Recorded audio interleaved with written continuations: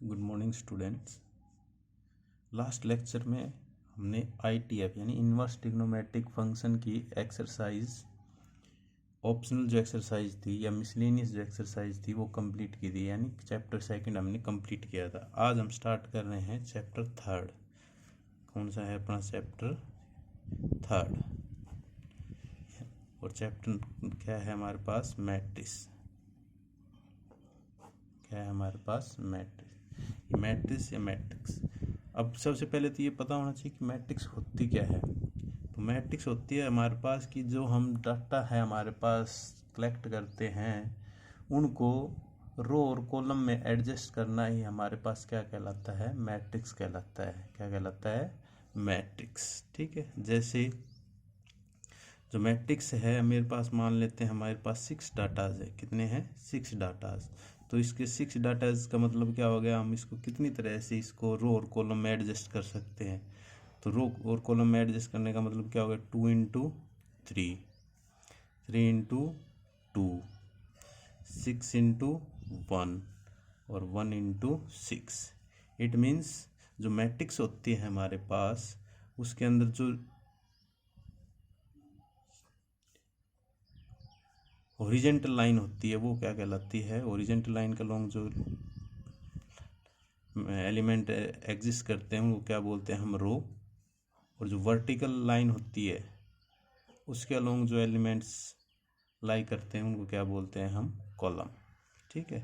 यानी यहाँ पर हम क्या देख रहे हैं कि 2 इंटू 3 इट मीन्स 2 रो और 3 कॉलम। यहाँ पर 3 इंटू 2, 3 इंटू 2 का मतलब 3 रो और 2 कॉलम। यहाँ पर 6 रो और 1 कॉलम। यहाँ पर 1 रो और 6 कॉलम। यानी जो मैट्रिक्स है हमारे पास उसका ऑर्डर होता है m into an order, m into an, where m is row और n is column.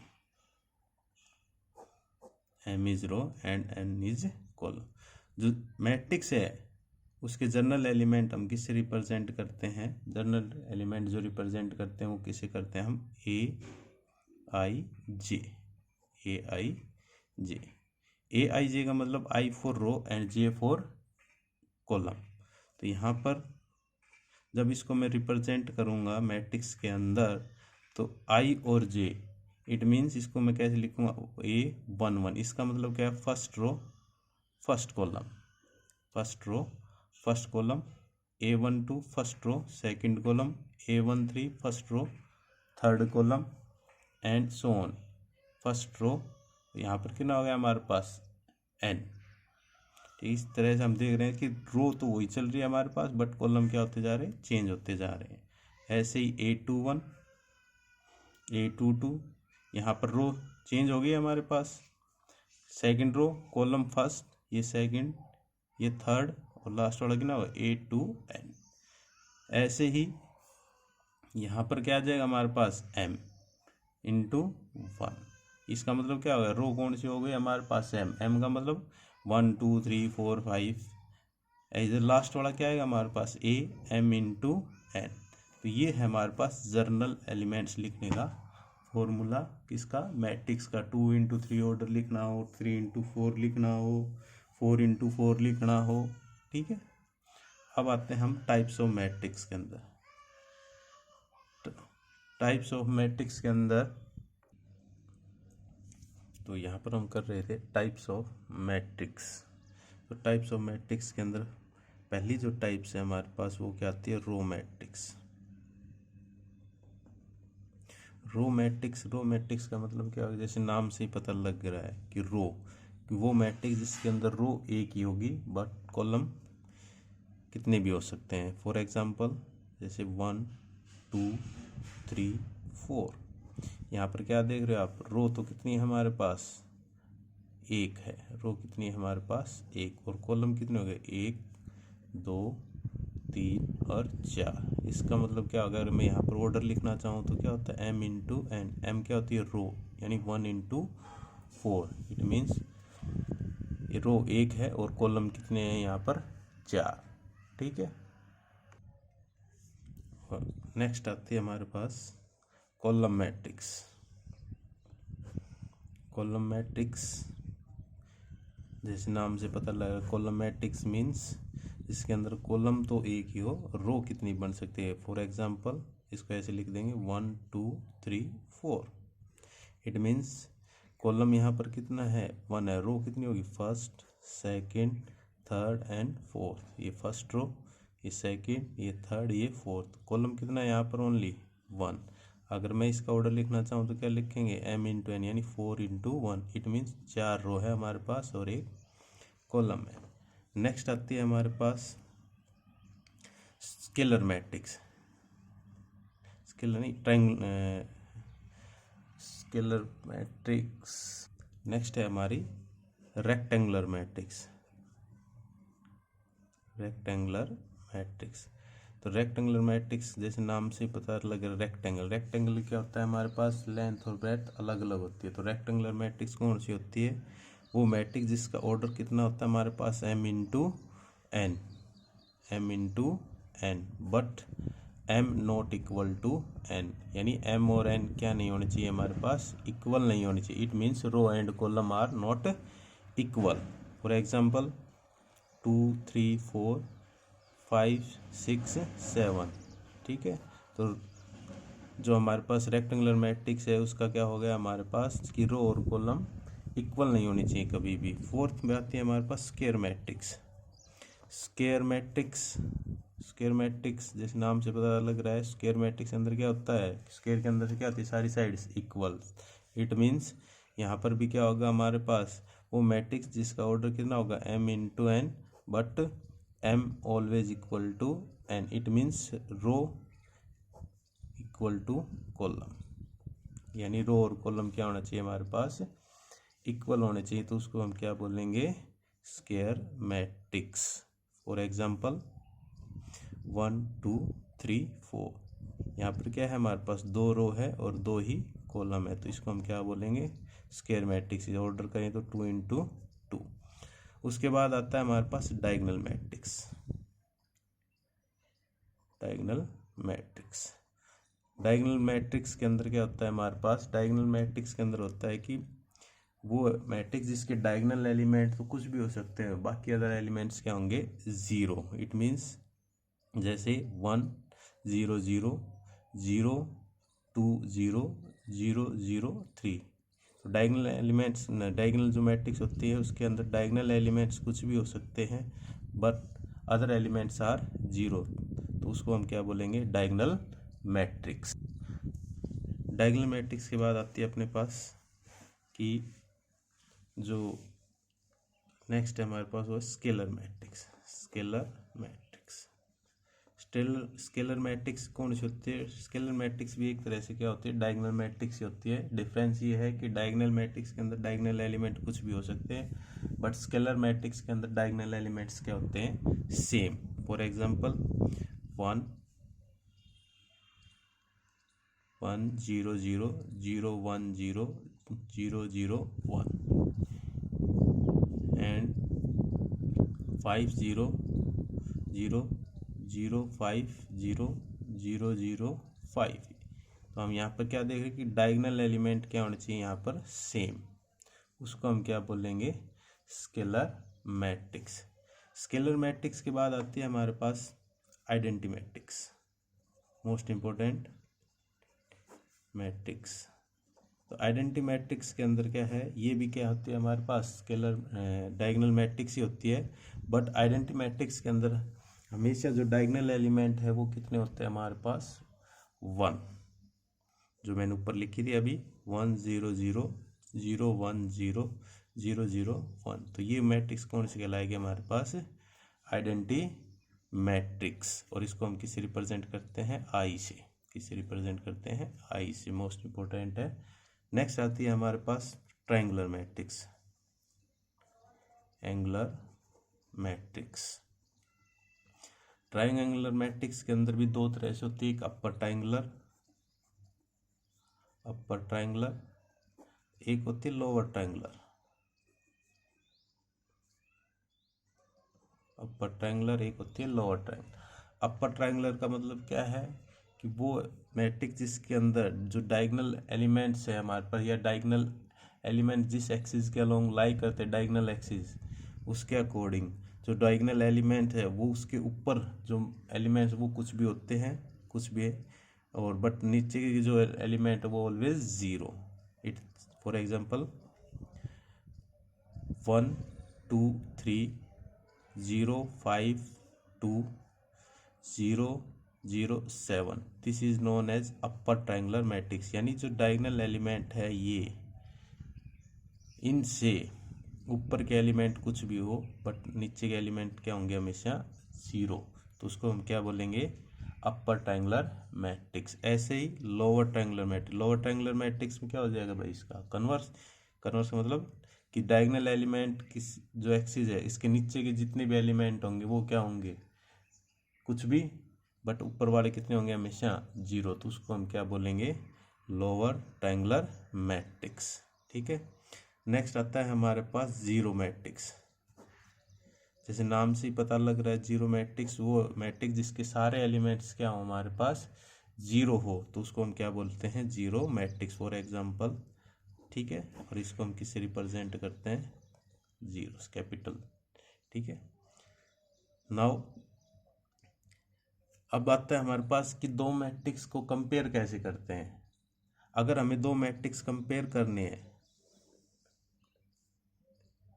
Compare of matrix, अगर दो मैट्रिक्स हमें कंपेयर करने हैं तो फर्स्ट ऑफ ऑल उनका ऑर्डर क्या होना चाहिए, हमेशा इक्वल होना चाहिए। यानी अगर एक फर्स्ट जो मैट्रिक्स है अगर वो हमारे पास 2 × 3 ऑर्डर है, तो सेकंड जो मैट्रिक्स है वो भी क्या होती है हमारे पास 2 × 3 ऑर्डर की ही होनी चाहिए, तो ही हम उसको हम क्या कर सकते हैं, कंपेयर। इट मीन्स ऑर्डर क्या होना चाहिए, सेम होना चाहिए, तभी हम उसको क्या कर सकते हैं, कंपेयर कर सकते हैं। नेक्स्ट आता है हमारे पास equal matrix. Equal matrix, equal matrix क्या होती है हमारे पास, दो मैट्रिक्स इक्वल कब होती है, जब उनके क्या हो, हमारे पास ऑर्डर सेम हो। For example A B C और डी, एक मैट्रिक्स ये है, दूसरी है मेरे पास 1 2 3 4।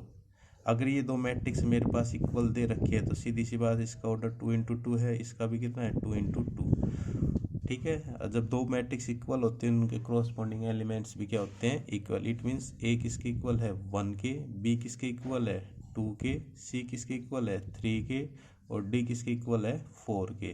तो ये क्या होती है हमारे पास इक्वल मैट्रिक्स। अब इसके अंदर जो हमारे पास एनसीईआरटी है उसकी एक्सरसाइज है 3.1, क्वेश्चन नंबर फर्स्ट है। तो क्वेश्चन नंबर फर्स्ट में कह रखा है उसने, एक मैट्रिक्स दे दी मेरे पास ये वाली, और उसने लिख दिया 2 5 19 -7 35 -2 5/2 12 √3 1 -5 और 17। अब उसने कहा इसके अंदर जो फर्स्ट पार्ट है, फर्स्ट पार्ट में उसने कहा फाइंड ऑर्डर ऑफ मैट्रिक्स। तो ऑर्डर ऑफ मैट्रिक्स मैंने क्या बताया था, यहाँ पर हमेशा क्या देखना है आपने, ऑर्डर निकालने के रो और कॉलम। तो रो कितनी है, फर्स्ट सेकंड और थर्ड, यानी ऑर्डर के लिए जब हम इसको लिखेंगे तो ऑर्डर कितना होगा 3, कॉलम कितने 1 2 3 4, यानी इसका ऑर्डर कितना होगा 3 × 4 ऑर्डर। ठीक है, पहले रो और फिर कॉलम। सेकंड पार्ट में उसने कहा नंबर ऑफ एलिमेंट्स। तो नंबर ऑफ एलिमेंट्स तो यहाँ भी काउंट कर सकते हो भाई आप, कितने हैं यहाँ पर 12 है, और वैसे भी देखो नंबर ऑफ एलिमेंट्स काउंट करते हैं तो रो और कॉलम की मल्टीप्लाई कर दो तो आंसर कितना आ जाएगा 12 एलिमेंट्स। उसके बाद उसने कहा right the elements A13 A21, उसके बाद A33 और A24। A13 का मतलब क्या हो गया, पहली रो और तीसरा कॉलम। तो पहली रो ये है और तीसरा कॉलम, तीसरा कॉलम कौन सा है, ये है हमारे पास। इट मीन्स ये क्या होता है हमारे पास A11 A12 A13, तो ये कितना हो गया हमारे पास 19। ऐसे ही A21 second row first column, तो यहाँ से क्या होता है A21 A22 A23 A24, ये कितना हो गया हमारे पास 35। ऐसे ही ये करने हैं आपने। ठीक है। क्वेश्चन नंबर सेकंड है, इसके अंदर क्या कह रहा है कि if the matrix has 24 elements. कितने एलिमेंट्स है? 24 elements. Then find the order of the matrix. तो जो मैट्रिक्स है उसके अंदर हमारे पास 24 एलिमेंट्स दे रखे हैं, तो कह रहा है कि find the order of the matrix. तो ऑर्डर ऑफ मैट्रिक्स मैंने अभी बताया था कि जो 24 एलिमेंट्स है इनको रो और कॉलम में कितनी तरह एडजस्ट कर सकते हैं, वही क्या बनेंगे, इसके ऑर्डर बनेंगे। यानी 24 के मल्टीपल लिख दो आप। कैसे कि 2 इंटू 12 यानी 2 रो और 12 कॉलम, या भाई 12 रो और 2 कॉलम। उसके बाद 6 इंटू 4, 4 इंटू 6। उसके बाद है हमारे पास 3 इंटू 8, 8 इंटू 3। उसके बाद आता है हमारे पास 24 इंटू 1 या 1 इंटू 24। ये सारे क्या है हमारे पास ऑर्डर है इसके। यानी हम जो मैट्रिक्स जिसके अंदर 24 एलिमेंट्स है उसको हम इस तरह से 2 रो और 12 कॉलम में भी एडजस्ट कर सकते हैं। 12 रो और 2 कॉलम, 6 रो और 4 कॉलम, या 4 रो और 6 कॉलम। ऐसे ही उसने कहा अगर इसी मैट्रिक्स के अंदर हमारे पास 13 एलिमेंट होते। कितने एलिमेंट होते भाई? 13। तो इसके ऑर्डर क्या बनते हैं? तो 13 के मल्टीपल क्या होते हैं भाई? 13 इंटू 1 या 1 इंटू 13, यानी 13 रो और 1 कॉलम, या यहाँ पर 1 रो और 13 कॉलम। नाउ क्वेश्चन नंबर 4 है अपना। क्वेश्चन नंबर 4 के अंदर उसने कहा कंस्ट्रक्ट 3 इंटू 4 ऑर्डर मैट्रिक्स। आपने क्या बनानी? 3 इंटू 4 ऑर्डर्स की बनाई, यानी 3 रो और 4 कॉलम। उसके बाद उसने कहा whose elements are given by. Given by का मतलब ए आई जे। मैंने बताया था जो जर्नल एलिमेंट है वो किसे लिखे जाते हैं? ए आई जे से। Which is equal to 1/2 modulus of -3i plus J. यानी जो हमने 3 इंटू 4 ऑर्डर की मैट्रिक्स लिखनी है उसके जर्नल एलिमेंट ये गिवन है और उसके लिए एक्सप्रेशन ये दे रखी है। Then find the matrix. तो इसके अंदर हम हमेशा क्या करेंगे? कंसीडर करेंगे लेट ए। जो हमारे पास 3 इंटू 4 ऑर्डर की मैट्रिक्स है वो कंसीडर करेंगे। इसका मतलब क्या होगा? 3 रो होने चाहिए और 4 column. It means A11, A12, A13, A14। यानी रो कितनी होनी चाहिए हमारे पास? 3, और कॉलम कितने होने चाहिए भाई? 4। Second row A21, A22, A23, A24। Next A31, A32, A33, A34। ये एलिमेंट्स हमें फाइंड आउट करने हैं और यहाँ पर पुट करनी है इनकी वैल्यू।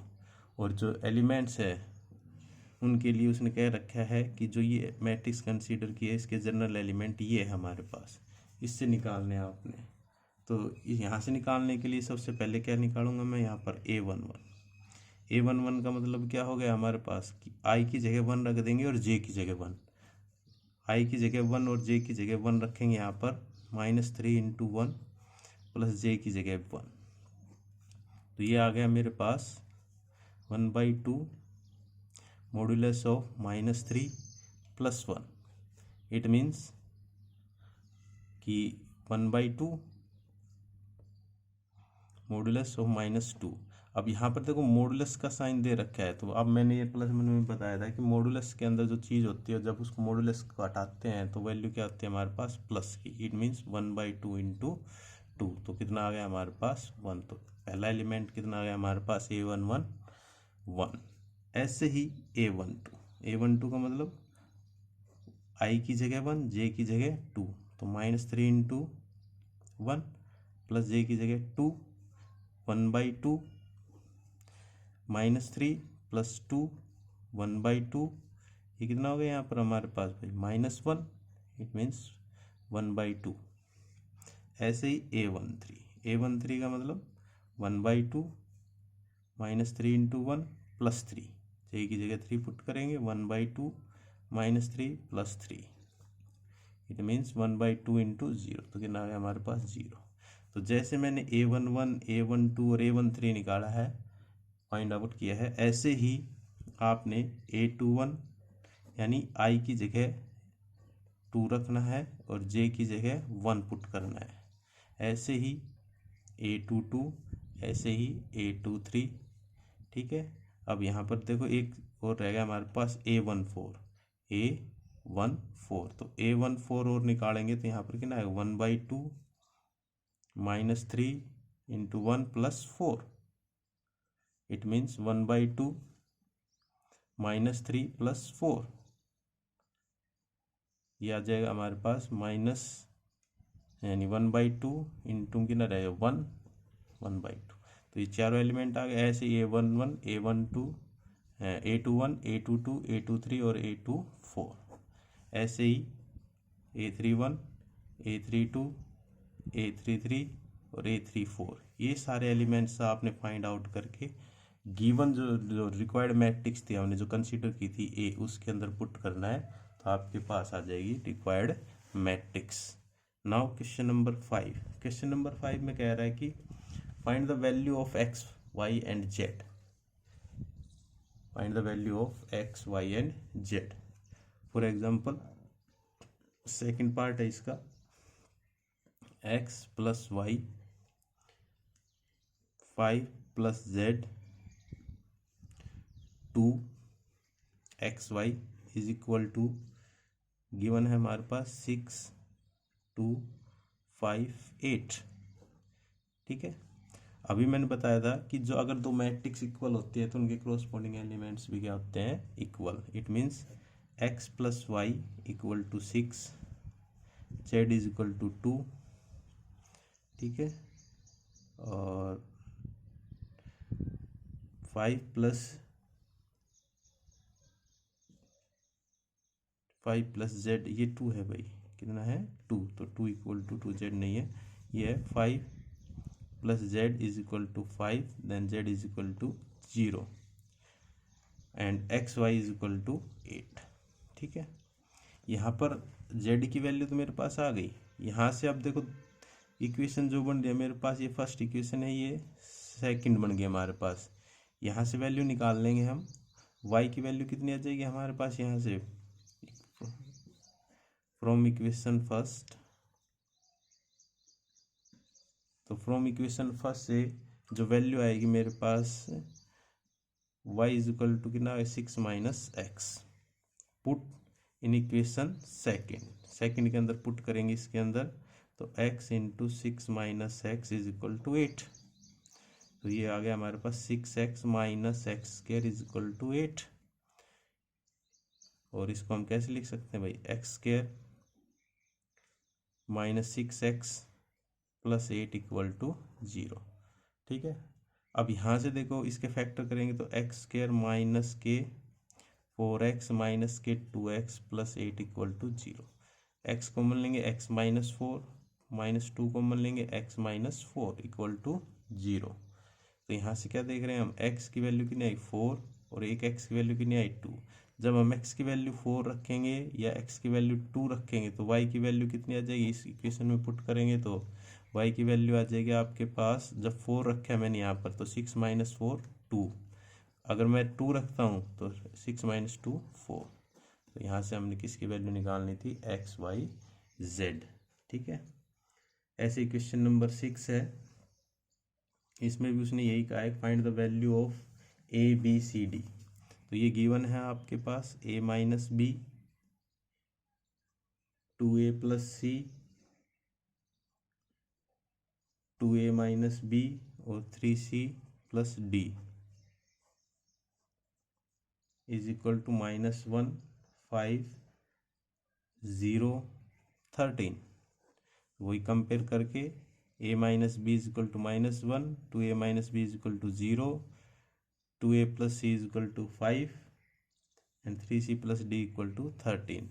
सेम है क्वेश्चन, कंपेयर करके इक्वेशन बनानी है और उनको सोल्व करना है। ठीक है, तो क्वेश्चन नंबर 6 था ये हमारे पास। अब आता है क्वेश्चन नंबर 7। क्वेश्चन नंबर 7 में कह रहा है कि ऑप्शनल है आपके पास, मल्टीपल चॉइस है, तो इसके अंदर कह रहा है कि कोई मैट्रिक्स है ए, उसके जनरल एलिमेंट मैंने अभी बताया था किससे निकालते हैं भाई, AIJ, और ऑर्डर कितना होता है m × n।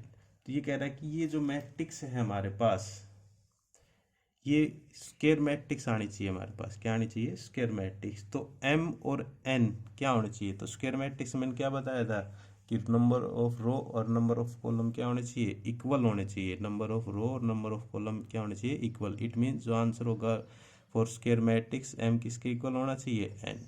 तो इसमें जहाँ भी ऑप्शन दे रखा है m equal to n, it means row and column क्या हो गया हमारे पास, इक्वल।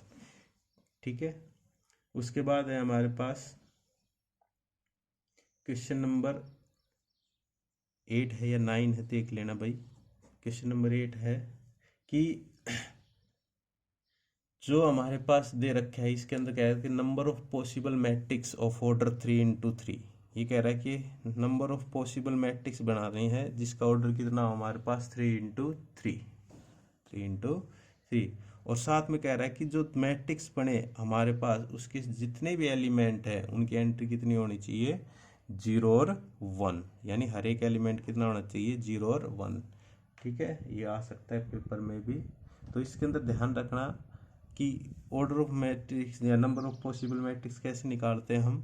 यहाँ से हम सबसे पहले ये देखते हैं कि जो एंट्री एलिमेंट्स क्या रखे हैं वो कितने हैं। यहाँ पर कितने हैं भाई, 0 और 1, इट मीन्स 2। ठीक है, और पावर में हमेशा क्या लेते हैं, जो ऑर्डर दे रखा है। ऑर्डर के कितना है, 3×3 का मतलब कितना हो गया, 9 एलिमेंट्स, यानी 2⁹। तो जब इसको सोल्व करोगे तो कितना आएगा, 512। तो कितनी पॉसिबल मैट्रिक्स बन सकती है, 512। ठीक है, तो ये इम्पोर्टेंट क्वेश्चन है, इसको ध्यान से करना। इसे ये ध्यान रखना कि जो एंट्री एलिमेंट्स दे रखे हैं कितने दे रखे हैं, उसमें किसकी पावर लगानी है आपने, ऑर्डर। ऑर्डर का मतलब 3×3 कितना होता है, 9। ठीक है, जो भी मल्टीप्लाई आती है उसको पावर में लिख देना और उसको सिंप्लीफाई कर देना, उतनी पॉसिबल मैट्रिक्स बनेगी। तो ये थी हमारी एक्सरसाइज 3.1। ठीक है, मैट्रिक्स की। इसको आपने अच्छी तरह से करना है। अगर कोई डाउट है आपके तो आप मेरे पर्सनल नंबर पर भी फ़ोन कर सकते हैं या पूछ सकते हैं। ओके।